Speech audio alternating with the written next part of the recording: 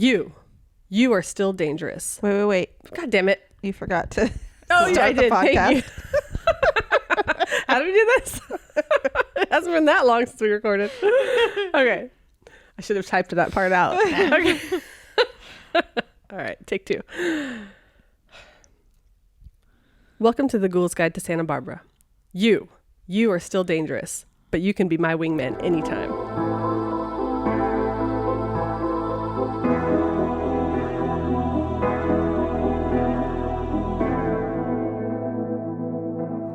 It's Top Gun. Yes, it is. Yay! Why did I choose Top Gun? I don't know. Because it's amazing. Well, actually, of course, Tom Cruise is in it, but Anthony Edwards, who is from Santa Barbara, is in it. Oh, I didn't know he's But the real reason that I chose this 1986 classic is that I wanted to ask Summers about the time she sang with Kenny Loggins. Oh, yeah. Okay. My parents sent me to a private school in town for like the elementary school, Laguna Blanca. I've told you this before, I think. And for some reason, when I was in the 3rd grade, as like some weird enrichment activity that served no purpose, they just took us to a recording studio in town somewhere. And Kenny Loggins was there. Also a local. Yeah. Yes. And we all recorded Christmas carols together. That's so weird. All day. And then they gave us a tape of the Christmas album we had just made with Kenny Loggins, which I'm sure was never released or anything. It was like just for us. It's amazing. And then a couple weeks later, we went to the rehabilitation center downtown. It's kind of by like Taffy's a little bit. It might be something else now. Oh, yeah. And, No, I think it is. Yeah. Still.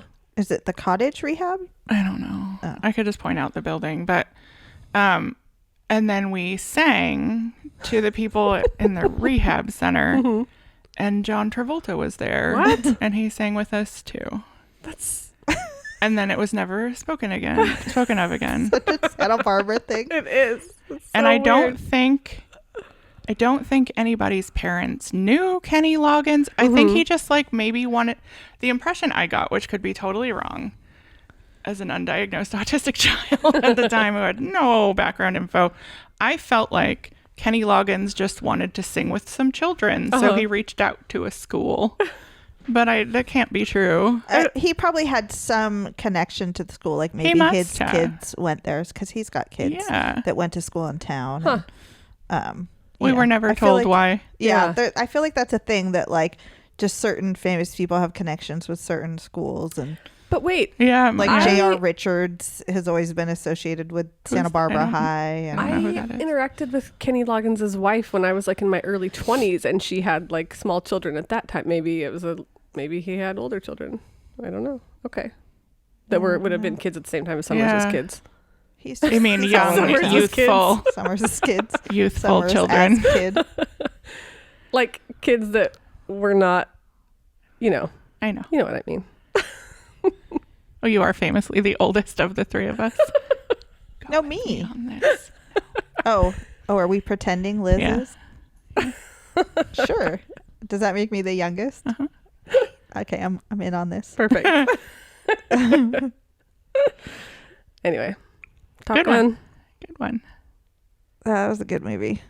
I feel like I still haven't seen the second one because I feel like I already saw this movie. You did. I kind of watched it. I was doing something else. Like maybe I was researching an episode of our show. I don't know what I was doing while I was watching Top Gun, but I was just like, every time I kind of like tuned back in, I was like, oh yeah, I've seen this before.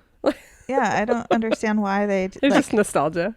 But like, if they wanted to I guess because they wanted what's his face in the movie, and they couldn't just have him replay his role Val in Kilmer? a reboot. Or, no, who? Tom Cruise. Oh yeah, okay. Why couldn't they? I didn't watch either one of them. No. The first one was fun. I just like Kelly McGillis is like Kelly McGillis. Guinness. I think it's Gillis. Shit. I think it's Gillis.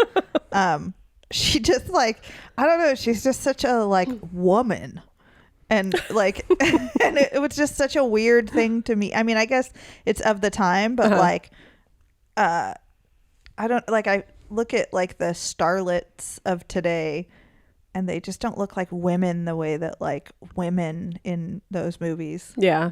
in the 80s. Well, like, it's like that meme I sent you the other day about like our generation becoming 50 at 10 and yeah. or what is it, becoming 30 at 10 and still being 30 at 50?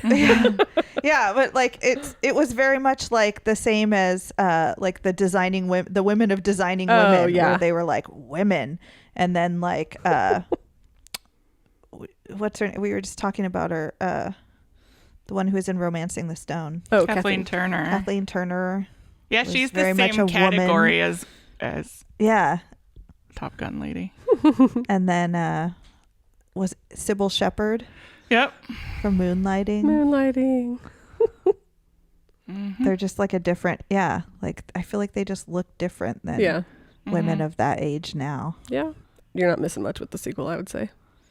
Yeah, I think I'll skip it. Pretty predictable. Yeah. I think I'll skip it like a year and a half after it came out. Well, you're gonna skip it forever. I think I'll skip it forever. I might accidentally watch it Yeah. one day. It's a choice now. My husband enjoyed it and he keeps trying to make me watch it. Oh, funny. Was he like, you know what this movie is missing? Some real women. Jennifer Connelly is in it. Like, she's the love interest, which Oh, I is she? at least appreciate that she's not, 20. Yeah. Yeah, So that's good. true. But they also try to play it off, I think, that like she was a child, or like she was maybe like in her early 20s when the first movie came out, because she's supposed to be like, I don't know, there's like a very loose reference to him having some connection to her in the first movie. Oh, really? This is what I've read. I wasn't paying that much attention. I don't know. I probably saw it in a meme or something and didn't really pay attention. I just remember something about it that like the timing, the age Yeah. doesn't really line up, Yeah. because I think she might be younger than right now than Kelly McGillis was in the first yeah. one. Oh yeah, yeah. For And sure. then like I think people like asked Kelly McGillis like why she's not in it, and but yet Tom Cruise is still starring in it, and she was like, well, I'm old now and people don't want to see women that are old. And the acrobatics that men do to convince people that women who are not at all age appropriate for them are age appropriate for them now, because they're both older and the gap can be wider. I hate that a lot. Yeah. Anyway. I'm the Time Lord for today, so it's my job to keep us on track. And on today's episode, I forgot that I had to do this part too. Summers is going to tell us, do we have an official title that we're going with? We do not. I'm going to tell you about a murder in Alameda Park. Oh, okay. That may be the official title. Okay, so we are going to go back real quick to explain Alameda Park to people who are not from here. Okay, I feel like Alameda Park is like the tiny Santa Barbara version of Central Park, except small and has no features. I can see that. Just because it's more than one block and it's in the middle of the city. It is one of Santa Barbara's oldest parks. It was there in 1853 when the city was founded. And it's on my favorite map of all time, which is called the Wackenreuter map of Santa Barbara. The Vitus Wackenreuter map that shows all the like original blocks after the streets were laid out really terribly by Haley. So it used to be 6 blocks. Oh. And the city still calls it Alameda Plaza because it was a plaza, but it's really, everyone calls it Alameda Park. Now it's 2 blocks, and then one of the former blocks is Alice Keck Memorial Garden. It's on Anacapa Street, part of it is. Anyway, it's a park, and it gets used a lot for festivals now because there's really not a lot in it. One of the blocks has a great big wooden castle-looking kids playground called Kids World, and some picnic sites, and then a lot of just grass. And then the other block has this weird gazebo in it. And a bandstand.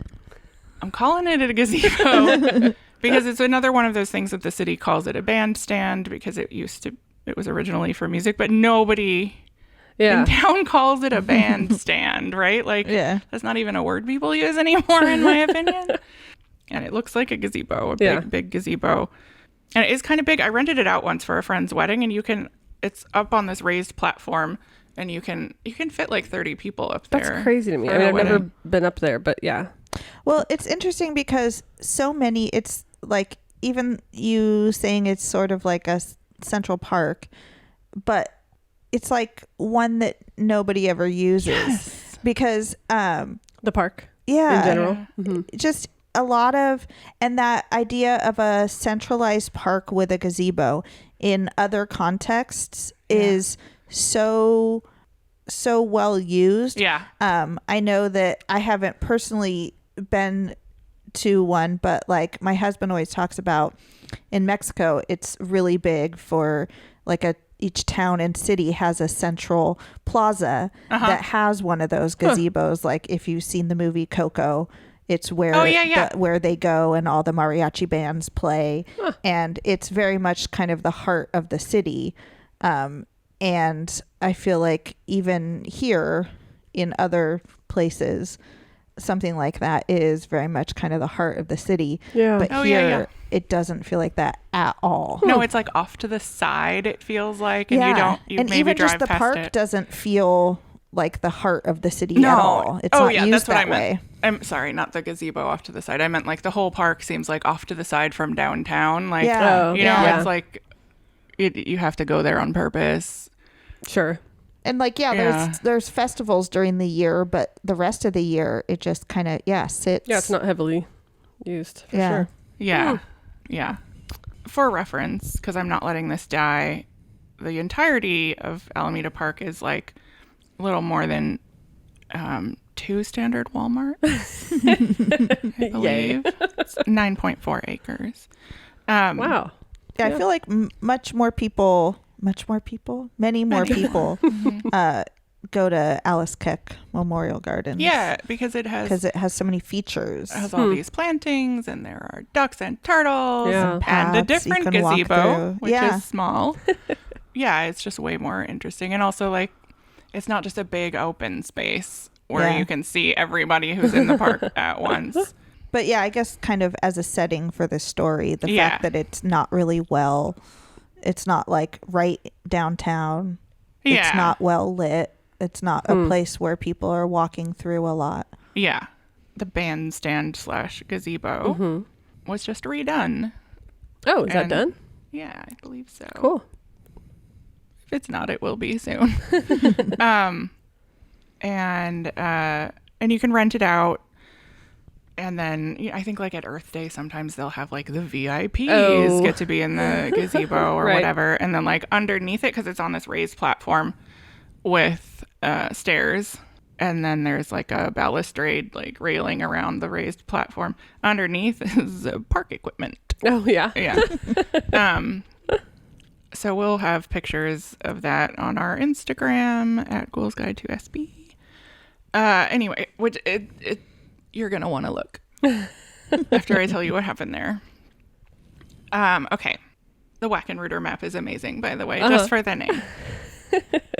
But it shows you where like all those 6 pieces of Alameda Park originally were. I have to look at it. That's cool. A Wackenreuter map reminds me of the Zapruder tapes. Yes. Maybe that's why I like it so much. So there are some copies, like hand done old copies of the original Wackenreuter map, and the building we all used to work in had one in the lobby. The big one? Yeah. And I liked that a lot. I work in a building with the Wackenreuter map or a copy of it. Anyway. Wait, what was the other thing you mentioned though? I don't know. The something Reuter tapes? Oh, the Zapruder tapes? Yeah. That's the JFK film of like him getting assassinated on his hat. Know that's what it was called. Yeah. Zapruder was the guy's name who took that. Makes sense. All right. So that's the setting for you. And the neighborhood, I used to live in that neighborhood, actually. I lived right a block next to the park. And it's on Santa Barbara's upper east side, I guess. And it's pretty and everything. But after working hours, it's like very abandoned there, like you said, Jen. Like there's not a lot of residential stuff going on. There are some big houses and some apartments, but it's like it's a lot of little houses that have been repurposed as like lawyers' offices and whatever, and then there's some courts and probation and everything down there. So it's just like I never liked to walk after dark without someone with me when I lived in that area, so not the best place to live anyway. But I never like heard anyone get murdered. That's foreshadowing. So fast forward to 1985. And we're going to talk about someone who is not from Santa Barbara originally, but in his 20s, he moved to Santa Barbara, Michael Stephenson. Michael came to Santa Barbara. He wasn't in school. He didn't, I don't think, have a steady job or anything, but he was like a post-hippie era. He didn't feel like he needed a job. It was like a lifestyle choice kind of thing. Mm-hmm. And he had a girlfriend in town, and he would stay with her sometimes. But, like, if she wasn't home, he would just sleep rough. Huh. Because he liked to do that, I guess. Or I don't know exactly. Maybe she had a roommate and... yeah. I don't know. They didn't want him around if she wasn't there. Yeah, I guess. So Michael was from Chicago, and he had been traveling around the country for about a decade. And been in Santa Barbara for 3 years. And, yeah, his girlfriend was same age, 29. She was a local university student, even though she was 29, so I guess maybe post-grad or a mature student, and her name was Lori Shannon. And Lori said later that Michael was kind of done with the lifestyle of being, what he called like a wanderer or a vagabond.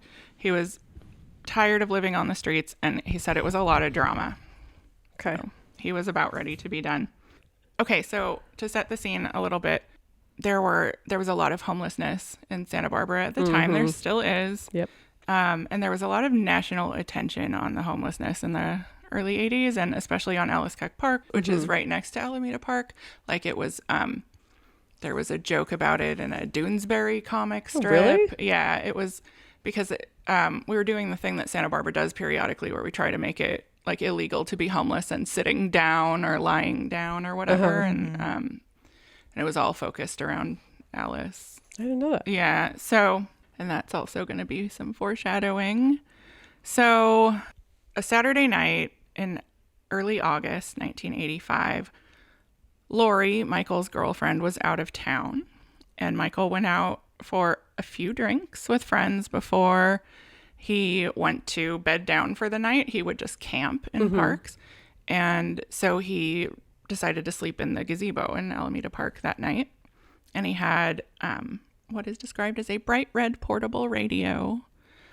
And he just played himself some quiet music and went to sleep a little bit before midnight. And little did he know, some rich, unhinged young men Yikes. were at, little did he know, at Northwestern Prep, which was a private prep school for well-off young men who wanted to get into like West Point or like the big military academies.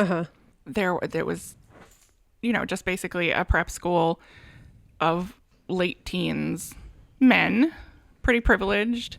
And there were two of them who were both 17, David Kurtzman and James Tramel. And where was this school located? I don't know. I was just telling Liz before you got here earlier. I was like, I can't find where it was. Oh, interesting. Because Northwestern Prep still exists as a school, but they don't have their Santa Barbara location anymore. One People magazine, which covered this story, says it was on the other side of town, but there's also not really any mention of David Kurtzman and James Tramel like driving at all. So I feel like maybe they were just like out on the prowl, and maybe it was pretty close. I'm not sure. I mean, the other side of town could have been like the other side of State Street. Right. I know, like right. 3 That's blocks true. away. It could have been like just barely on the west side. Okay. Yeah. So if I am able to find where that location was, I'll put it on our map on our website, goalsguidetosp.com. But I probably won't find it. So David and James from Northwestern were really good friends, and they both had weird families and kind of some family trauma, but they were well off enough to be sent across the country in one case, from Florida to this prep school. And then David was from Palo Alto. One of them was an Eagle Scout, and they played sports, and, you know, it was a whole thing. Yeah. Yeah. Did you ever see the movie Toy Soldiers? Yeah. That's what I'm picturing. Yeah. Yeah. That's kind of, yes. But I think that Northwestern Prep was like a really small outfit, you know? So like I kind of imagine it in a little building and like not like a big campus. Yeah. So they were just like, as soon as they're out of the school building, they're out in town. Right. Yeah. Could be totally wrong, but that's how I'm picture picturing it like where the what is it called? It's like that school.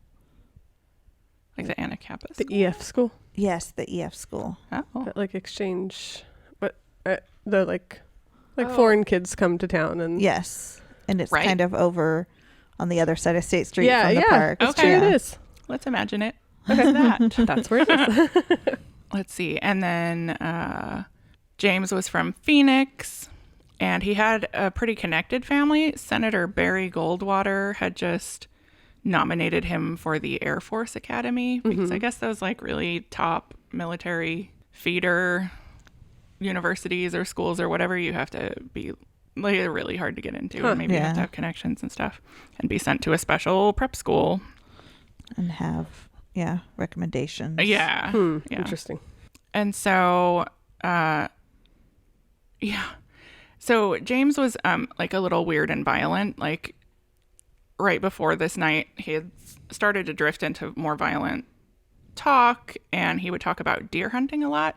And he would be like, "Look at this knife. What do you think it feels like going through a human head?" Oh boy. Or whatever. And his friends were like, "Huh."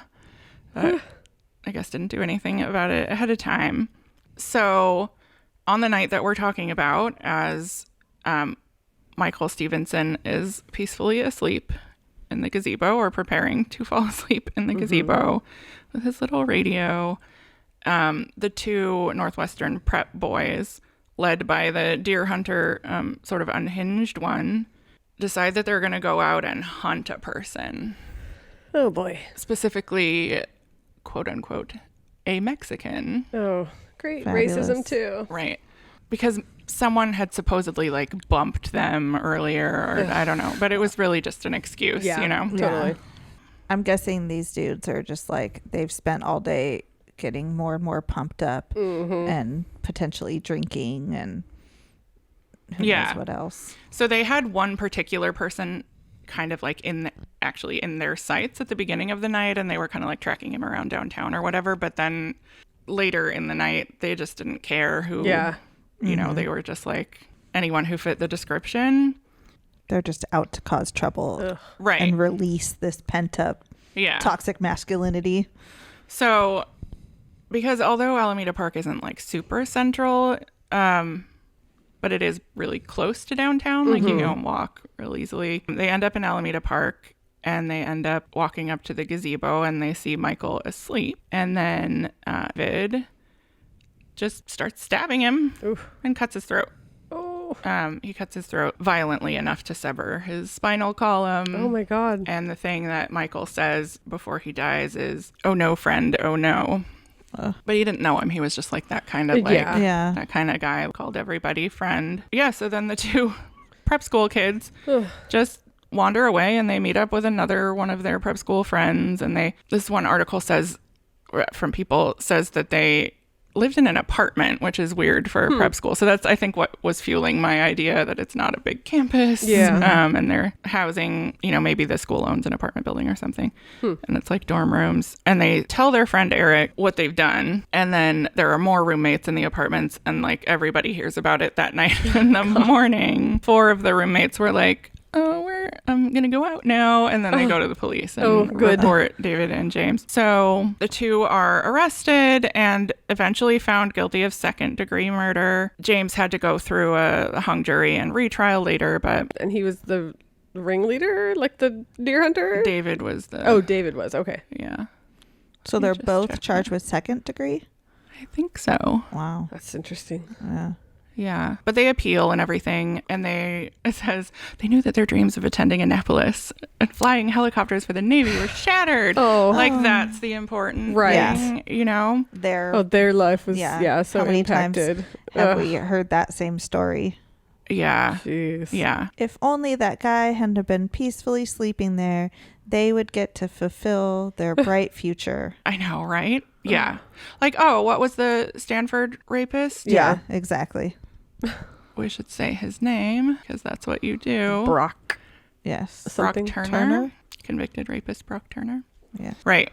So, it's always the focus on the more well-to-do kids who have like I don't know, I think of it as like a Harvard-y type future coming up because they're well-connected. Yeah. So that was what a lot of people in their circles were worried about, that it was going to ruin their futures. Yeah. And What about the victim's future? Yeah, exactly. So let me find you what happened after, because it was really important to the history of Santa Barbara. Okay, also, David Kurtzman, in his trial, his attorneys said that he panicked. And they didn't specifically, I don't think, say that it was like a racially motivated panic, but just that he panicked when he was in the gazebo. And it says, panic, his attorney later argued, is simply not murder. So... But... Yeah, he panicked at a sleeping man. Right, exactly. Yeah. It's not like he jumped out from the bushes. Right. You know, he Exactly. was literally asleep. Or did he panic after he started stabbing and Yeah, then right. realized he was in trouble? Right. Ugh.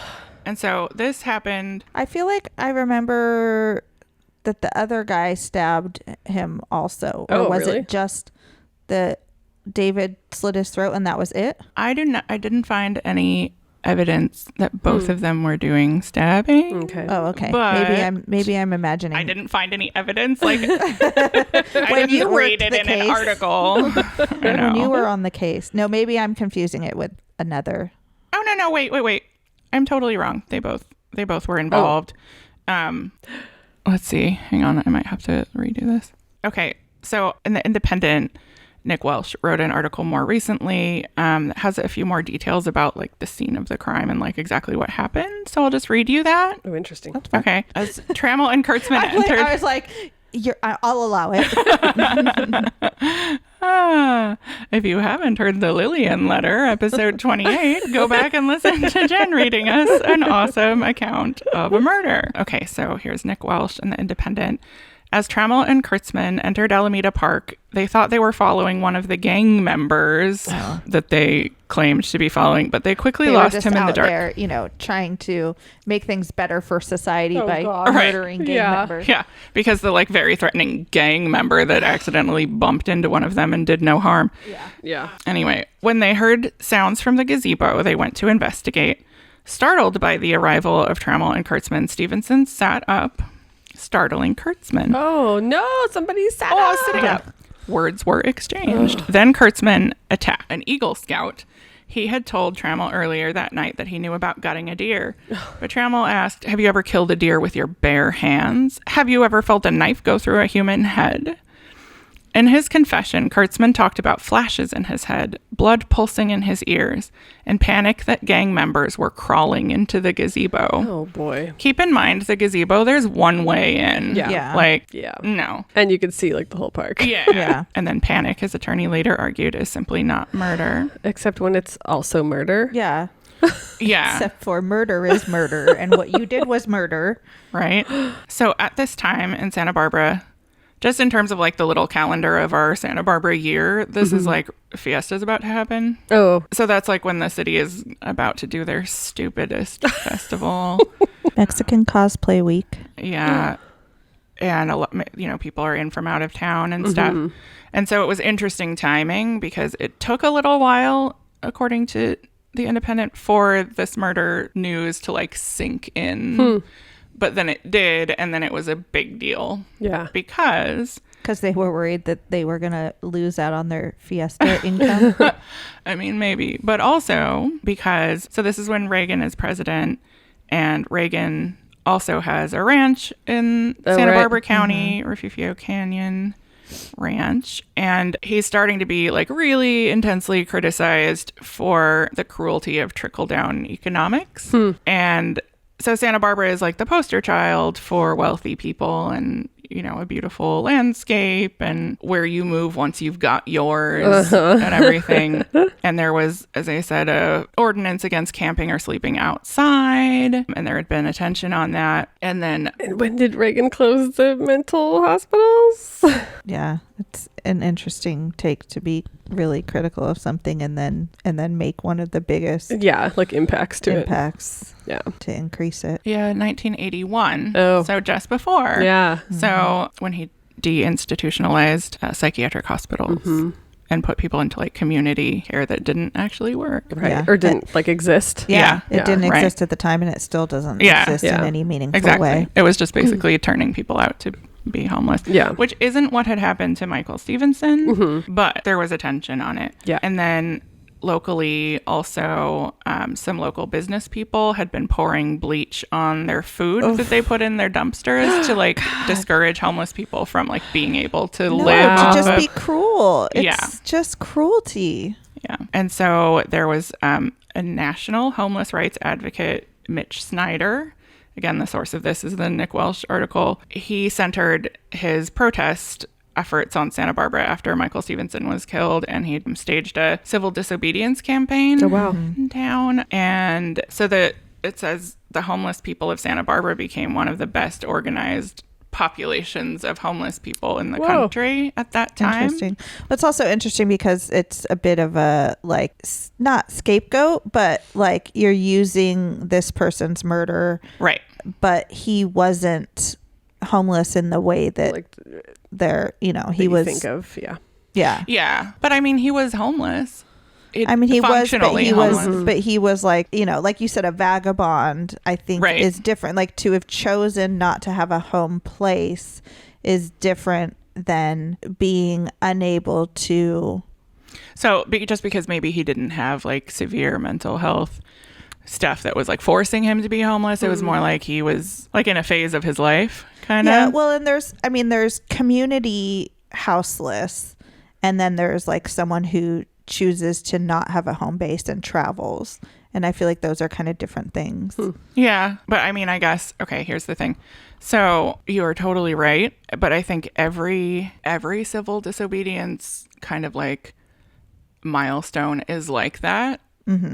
Like Rosa Parks. Yeah, That was for sure. staged. kind of something to rally around. Right. Yes. And then, Roe v. Wade also, right? Sure. Like they searched for her to use her for this political purpose or legislative for sure. purpose. So like, yeah, I hear what you're saying though. And so De La Guerra Plaza, which is our little tiny park in front of City Hall that's traditionally been, not traditionally been used like this, but it's talked about this way that it's like the public common and like, The you town know, square or whatever. yeah, so if there's going to be often like a political speech, it happens there Because it's, before a like, right march outside or something. City Hall. Yeah. Right, yeah. And our former newspaper. Yeah. So De La Guerra Plaza was just like thronged with people, homeless people and supporters of homeless people. And there was national news. And then around the same time, Nick Welsh says it was national news when Santa Barbara lawyers won a case before the Supreme Court allowing those with no fixed abode to register to vote. So if you were homeless before, you couldn't even vote. Like you didn't count. Yeah. And so like all of this was happening right as the murder happened. And so people would have buttons with what Michael had said, like the "oh no, friend," "oh no," like they would wear. And City Hall walked back their sit-lie ordinance at the time, only to try to bring it back later, right? Yeah. Yeah. And Tramel and Kurtzman, if you remember, they were 17 at the time of the murder, but they were tried as adults and they served long prison sentences. Although Tramel, who was kind of the like instigator, but didn't do all of the stabbing. You know, like he was the like, let's do this and whatever. But then his friend was the one that snapped. Oh, okay. In his time in prison, he became an Episcopal minister. And he's had a lot of press coverage as like this reformed comeback kid or whatever. For reformative justice. Yeah. Yeah. And Kurtzman served 26 years. So yeah, it's that's the story. Wow. It's terrible. It was really terrible. And not a lot of people know about it, especially for the amount of, like, it was in People. Yeah. Like, National Yeah. press. Yeah. So, and we have some photos from the time that we'll put on our Instagram, and photos of the gazebo, which, so yeah, I mean, and that kind of, to me, is a little bit like the purpose of this podcast for me, because there's just like this little tiny little veneer of pleasantness over Santa Barbara County. And then like sometimes you just dig a little, and pretty recently something horrible has happened. Yeah. And Something ghoulish. Yeah. And really interesting. And then I also remember a little, maybe like 5 or 10 years later, when they were gonna tear down like that whole block, 2 blocks, to build Paseo Nuevo. There was a lot of protesting because of something to do with the homeless. What was there before Paseo Nuevo? This place called Piccadilly Square that everyone went to, but then I don't know what else. But I don't know what it was. I went to it once, and I remember pizza and baseball cards, but that's all I remember. What was there? Was it like an arcade type thing? It was sort of like do you remember the Galleria before it became Target? Yeah. So it was similar to that, where it was like, like an indoor, not mall, but like there was small little stores within like a little it. shopping center. Yeah, like a like little, like farmers market in LA. not quite. Interesting. Yeah, like smaller than a mall type thing, but indoor. But like a variety of little shops. I got my wedding dress at the Galleria. Oh yeah. Yeah, I don't want to like. So Paseo Nuevo the property was purchased by one of my dad's good friends. Oh yeah. Yeah, I just remember like Martin Sheen was involved in protesting. Oh, I really? heard at the Interesting. time, but like I looked recently. And this is like 1990 I think. ish. Yeah. So recently I tried to look that up because I was going to do a whole podcast episode about the film Young Guns 2 because I thought I could get away with it. And so I was like, that led to me trying to look that up and like find a newspaper article about it, but I couldn't find one. So I mean, I don't know if it really happened. Emilio Estevez on State Street one time. So there you go. I think you should do no. I think you should do a Young Guns 2 episode because I have a tangent for that as well. Okay. I'll do it. But anyways, I was going to say, I agree like with what you're saying because growing up here, I think that, like it was very much like we're so lucky to be here. Yeah. And there's so much that is put into, I mean, it's a tourist town. So of course there's millions of dollars going into creating this idea that it's this idyllic, beautiful playground of the rich and famous. Yeah. I think that that's kind of what we like about doing this is that like it's okay to talk about the other stuff that happens here and it's okay to be interested in that, and there are people that want to dig a little deeper into that kind of stuff rather than just pretend that everything here is shiny and beautiful. And yeah, totally. It's I bought into that image of Santa Barbara a lot when I was a kid. Yeah. We would drive across the country every year, either in a station wagon or later in a camper, because my dad was a scientist and part of his work was across the country in Woods Hole, Massachusetts.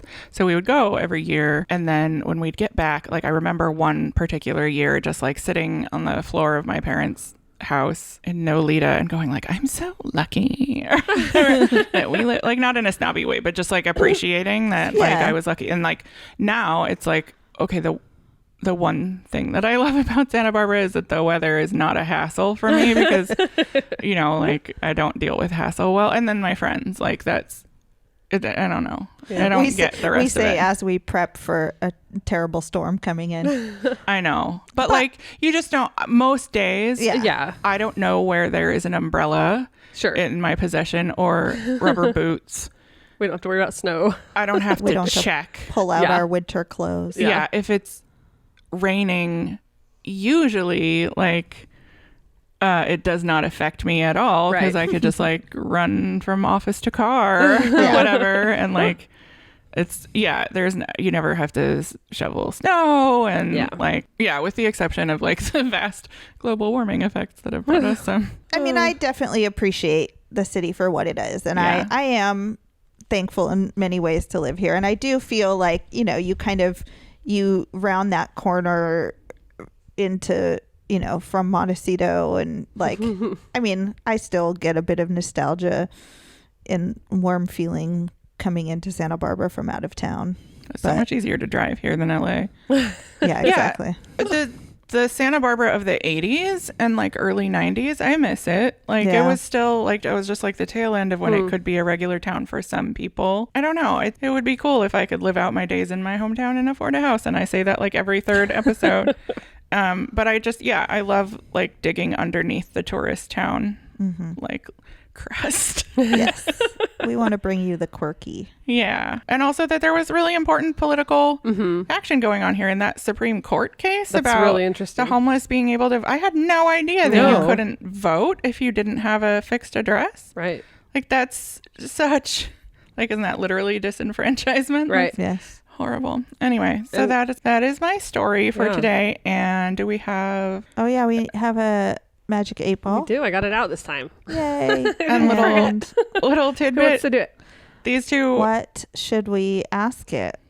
Wait, what were we going to say somewhere? Oh, I was going to say, I mean, I don't know if anybody cares, but a behind the scenes thing is that this is actually the first story that we ever recorded months and months ago. Like our trial run. Yes. Yeah. So but I didn't do a very good job. And then also we were recording it like on one iPhone or something instead of all the stuff we use now. And so I was like waiting for you guys to forget a little bit so that I could redo it. Because it's one of my, I don't want to say favorite stories, but it's like one of my special interest stories about town. I have a goldfish brain, so I forgot a lot of it. Yeah. Good. Hey, so did I actually, do we want to do like, is the gazebo in Alameda Park haunted by unrestful? Unruly? What is that? I'm so tired. I'm tired. Hashtag I'm so tired. Is that the question? We have a question for the Magic 8 Ball. Is the gazebo is it haunted? Is the gazebo haunted? Yeah. By anyone. It doesn't have to be Michael. I hope that Michael is resting. Yeah. Peacefully. But I thought peacefully. Anyway. What? I don't know. What? I thought we weren't asking.